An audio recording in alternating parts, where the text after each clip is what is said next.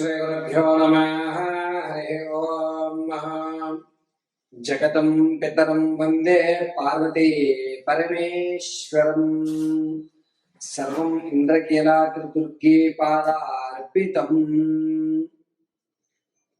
August నెలలో మేషం నుంచి మేరాశి వరకు కూడా వీరి యొక్క జాతక పరిమాణం, పరిస్థితులు, స్థితిగతులు ఏ విధంగా ఉండబోతున్నాయి, ఆగస్టు నెలలో ఏదన్నా ఒక గోల్డెన్ ఛాన్స్ వచ్చేటువంటి అవకాశం ఉందా, అసలు ఈ నెలలో ఆగస్టు ఆర్థిక ఇబ్బందుల నుంచి తగ్గడానికి కానీ, అప్పుల బాధ నుంచి తప్పించుకునేటువంటి మార్గాలు కానీ, లేదా సెకండ్ ఇన్కమ్ జనరేట్ అయ్యే అవకాశం కానీ, ఈ నెల నుంచి అన్నా నా జీవితంలో కాస్త మార్పులు అనేవి ఏర్పడుతున్నాయా లేదా, ఈ ఆగస్టు నెలలో కోర్టు సంబంధిత వ్యవస్థలో ఏమన్నా జయకేతనం ఎగరవేసే అవకాశం ఉందా, అసలు ఆగస్టు నెలంతా కూడా ఏ విధమైనటువంటి స్థితిగతులు ఉండబోతోంది అనేటువంటి విషయాన్ని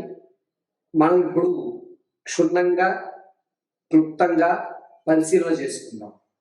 అయితే మేషం నుంచి మొదలుపెట్టి మీనరాశి వరకు కూడా మనం చెప్పేటువంటి ఈ జాతక పరిమాణం అంతా కూడాను కేవలము గోచారరీత్యా మాత్రమే మీకు తెలియజేయడం జరుగుతుంది.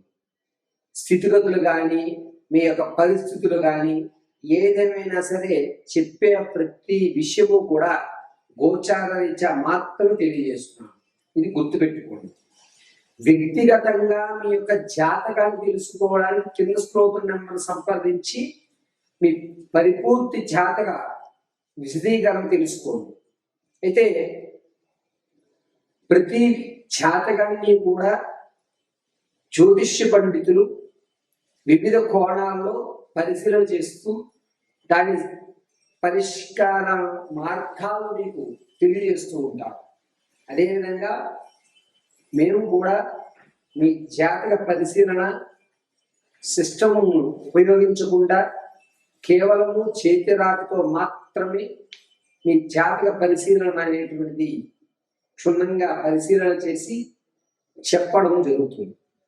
వివాహం కానీ, ఉద్యోగ ప్రాప్తి కానీ, స్థిరాస్తు కొనుగోలు విషయంలో కానీ, ఆర్థికంగా ఎప్పుడు నిలబడతారని కానీ, వ్యాపారం పెట్టవలసి వస్తే ఏ రంగాల్లో మీరు వ్యాపారంలో అడుగు పెడితే మీకు కలిసి వస్తుందని కానీ, ఏ దిక్కుగా ఉన్నటువంటి ఇల్లుని మనం కొనుగోలు చేయాలి, ఎటువైపు ప్రయాణం చేస్తే జయకేతనం ఎగరవేస్తారు, మరిన్ని విషయాలు కూడా క్షుప్తంగా పరిశీలన చేసేయడం జరుగుతుంది.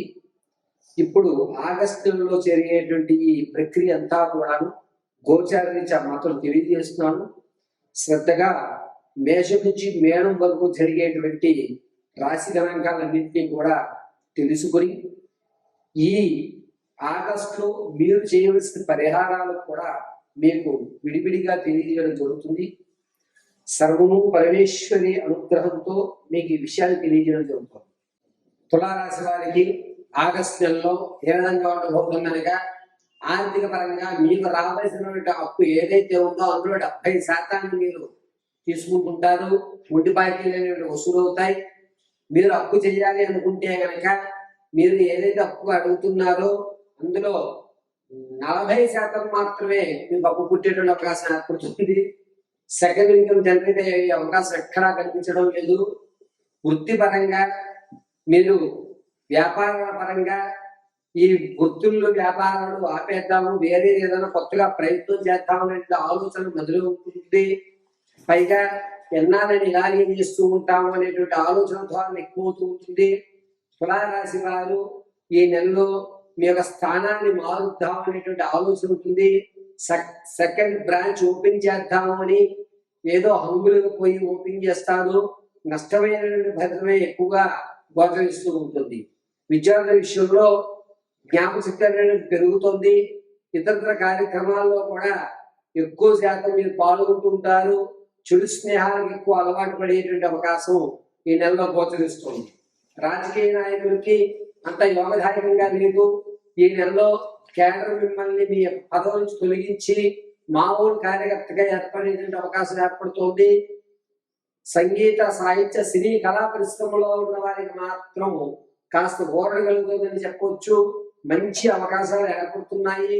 మీరు కనుక కాస్త శ్రద్ధ పెట్టగలిగితే ఆ అవకాశాన్ని అందిపుచ్చుకునే అవకాశం ఏర్పడుతోంది.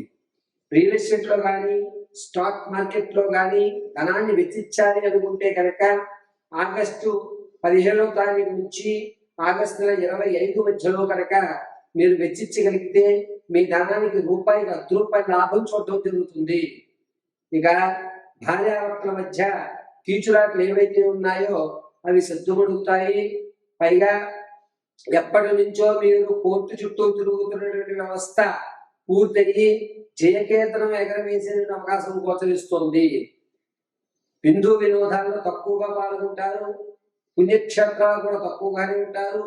ఎవరితోటి మాట్లాడకుండా నిర్దిష్టమైనటువంటి గిరి గీసుకుని మీరు ఈ నెలలో జీవించడం సాగుతుంది.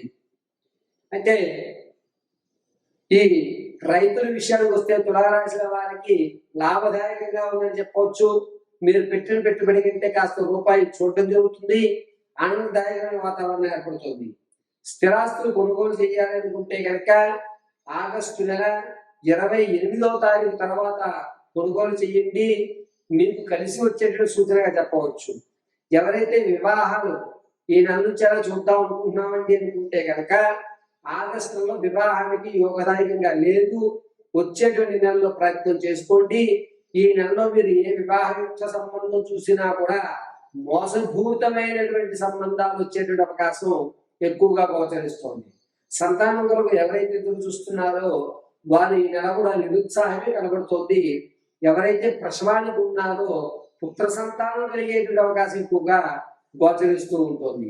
తులారాశి వారు ఈ నెలలో మీకంటే ఎక్కువ మొత్తంలో నేను ధనం సంపాదిస్తాను అని ఛాలెంజ్లు విసురుకోవడం కానీ, లేదా ఒక మాటని మీరు గట్టిగా తీసుకుని ఒక ఈగోకి వెళ్ళడం అనేటువంటి ఈ నెలలో జరిగి దానికోసం ప్రణాళిక చేయడానికి ఆలోచనతో సతమతమయ్యి మీరు గిరి గీసుకుని జీవించేటువంటి అవకాశమే ఎక్కువగా గోచరిస్తోంది.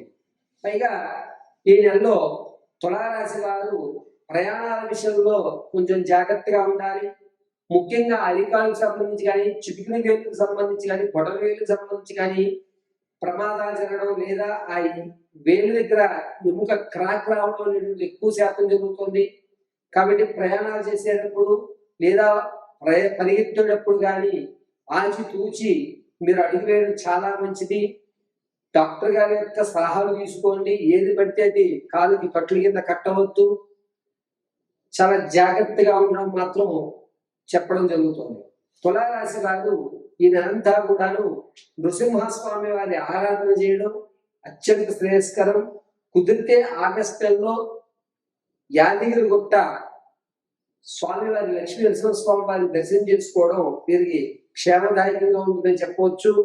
జరిగేటువంటి ప్రమాదం పక్కకి వెళ్ళేటువంటి అవకాశం ఏర్పడుతుంది. ప్రతి నిత్యము కూడా చందనాన్ని ఉత్తరాకారంగా ధరించి అడ్డంగా ఆరావాణి కుంకుమ ధరించండి. క్షేమదాయకమైనటువంటి వాతావరణం ఏర్పడుతూ ఉంటుంది. ఈ తులారాశి వారు ఆగస్టు పర్యంతము కూడా లక్ష్మీ నరసింహస్వామి వారి యొక్క ఆరాధన అత్యంత క్షేమదాయకము.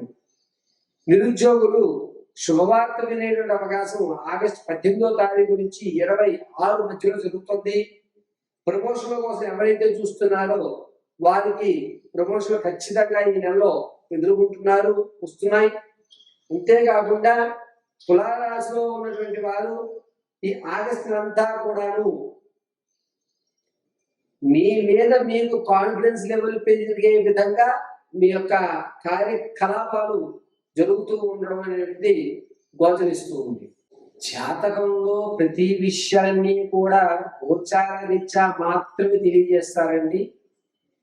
ఈ వాయిద్యంలో మేము ఎవరు చెప్పినా సరే వ్యక్తిగతమైనటువంటి జాతకాన్ని ఒక్కొక్కరు ఒక్కొక్క కోణంలో చెప్తారు. కానీ లగ్న ప్రధానంతో జాతకాన్ని చెప్పడం, గురువు గారి మీద నమ్మకంతో ఆయన చెప్పిన క్రతువులు చేయడం వల్ల మాత్రమే మనకి సత్ఫలితాలు ఇస్తాయి.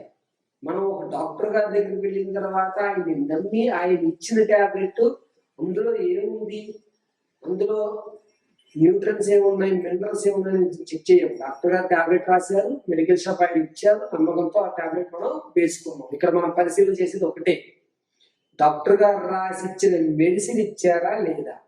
డోలో 650 రాస్తే డోలో 650 ఇచ్చాడా లేదా, సిఫ్లిక్స్ రాస్తే సిఫ్లిక్స్ ఇచ్చాడా అలా ఆయన ఏం రాశారు, మనం ఏం తీసుకున్నాం. ఎలాగైతే మనం నమ్మకంగా ఉంటామో, మాధ్యమాల్లో చెప్పేటువంటి గురువు గారు మీకు సలహాలు, సంప్రదింపులు, పూజా విధానాలు ఇస్తే అవి అలాగే మీరు చేయగలిగితే కనుక సత్ఫలితాలు వస్తాయి.